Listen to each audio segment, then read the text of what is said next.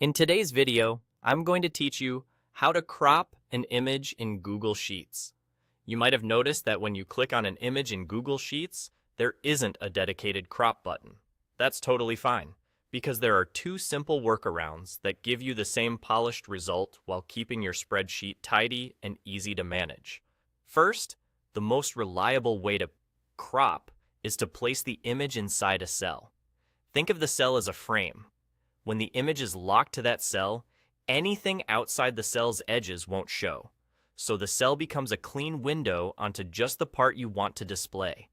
To do this, insert your image into a specific cell rather than placing it over the grid.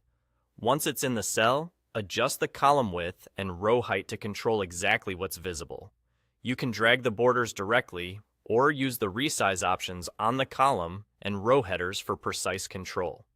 As you tweak those edges, you'll see how the cell neatly hides the unwanted parts of the image.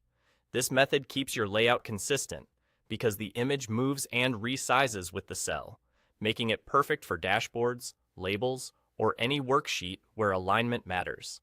It also helps prevent accidental shifts when you sort data or adjust your layout later. Now, if your image is floating over the cells, Google Sheets doesn't offer a native crop tool for that type of image. Here's the pro tip. Use the drawing feature to crop before placing the image on the sheet. Open a new drawing, insert your image there, and use the crop handles to trim it to the exact area you want. When you're happy, apply the crop and save the drawing back into your sheet. The result is a clean, cropped image as a single object you can position precisely.